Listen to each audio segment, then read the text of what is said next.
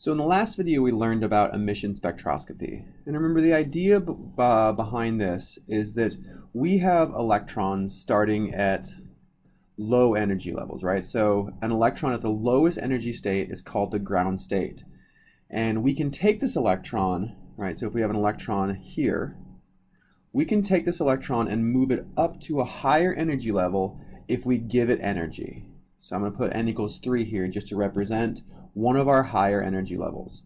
This is an example of an excited state. Okay, so we can move an electron up to an excited state if we give that electron energy. This usually comes in the form of heat. Okay, this electron can also relax back down to a lower energy level.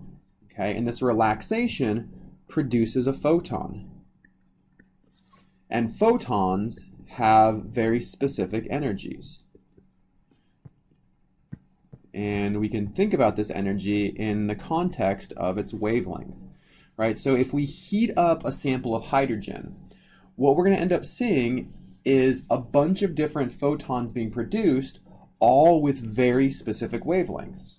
And this is an image that we've seen before. This is the hydrogen atom emission spectrum. So we've produced this by heating up some hydrogen, allowing that hydrogen to emit photons, and these are the wavelengths corresponding to the photons being emitted by the hydrogen atom. Okay, what you'll note is that they have different wavelengths and therefore different energies.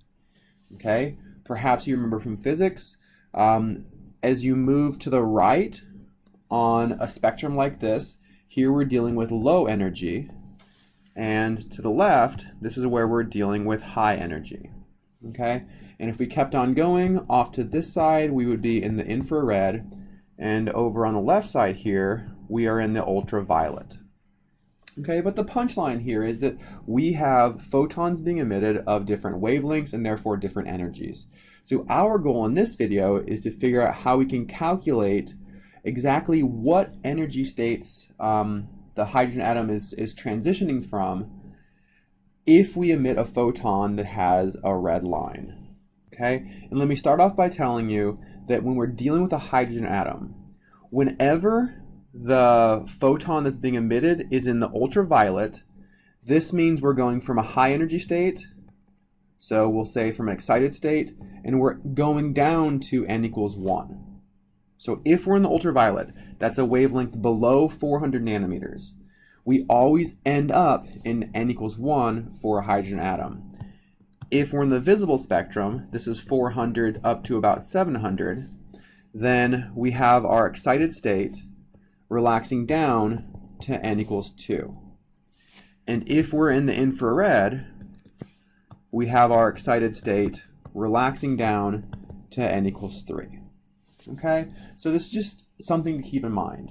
If we are looking at the visible spectrum of a hydrogen atom emission spectrum, then it must be that the final energy state, right, where our electron is ending up, is at n equals 2.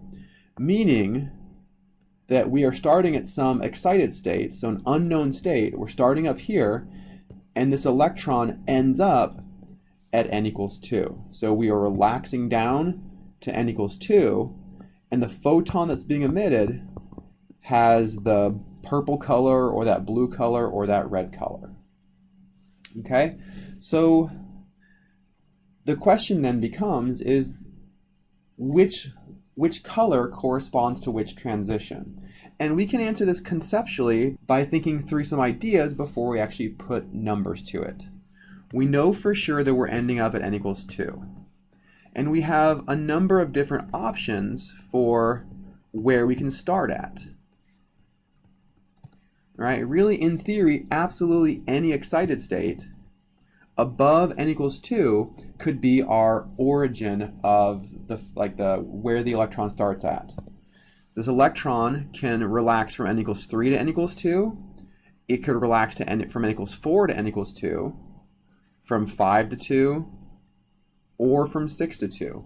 The only thing that has to be true is that we end up at n equals 2.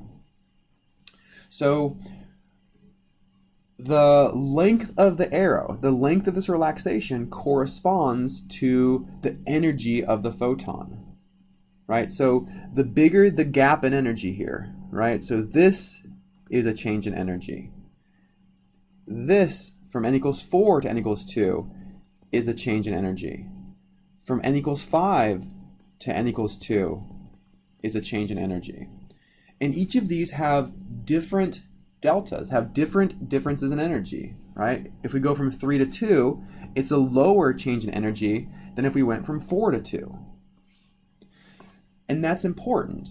So the fact that the change in energy from the third shell, from the third level to the second level is the smallest, means that this change in energy is going to correspond to the photon with the smallest energy.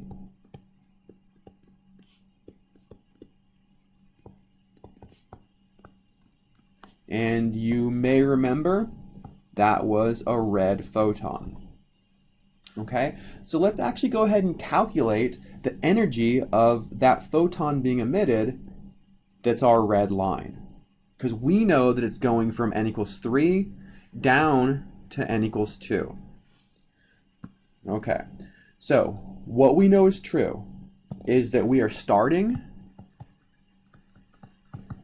at n equals 3, we're ending at n equals 2. And we have an equation that allows us to calculate the energy of the nth level.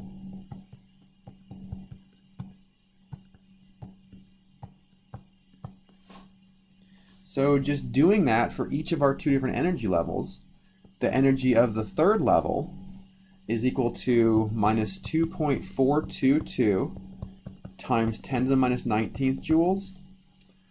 The energy of the second level is minus 5.45 times 10 to the minus 19th joules. So these are our two energy states. And from this, we can calculate the difference. So whenever we're dealing with a difference, this delta always means final minus initial, right? And in this transition, the final is n equals 2, the initial is n equals 3, because we're starting high and we're going low. So our delta here is going to be the energy of the second state minus the energy of the third state.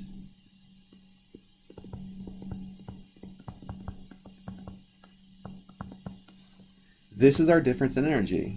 If you plug this into your calculator, you'll see that delta E equals negative 3.028 times 10 to the minus 19th joules. This is the difference in energy. So this is the energy that the electron is basically releasing when it goes from the third energy state to the second energy state. And recall in the previous video, this change in energy is equal to the negative energy of the photon that gets emitted, meaning that the energy of the photon is equal to 3.028 times 10 to the minus 19th joules. So we know the energy of a photon.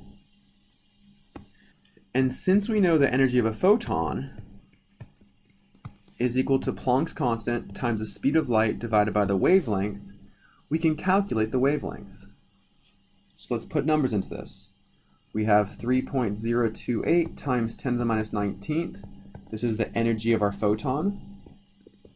Planck's constant is something you might be getting used to seeing now. Same with the speed of light. And the wavelength is our unknown. It's what we're solving for. So if you solve for the wavelength, you'll see that it's 6.56 times 10 to the minus 7th meters. And let's go ahead and convert this into the more common unit that we report wavelength in of nanometers. So 10 to the minus 9th meters is 1 nanometer. So our wavelength is equal to 656 nanometers. So the wavelength of the red line is 656 nanometers. And this corresponds to the transition of an electron from the third state down to the second energy state. You could do this for absolutely any change in energy to figure out the wavelength of a photon that's emitted.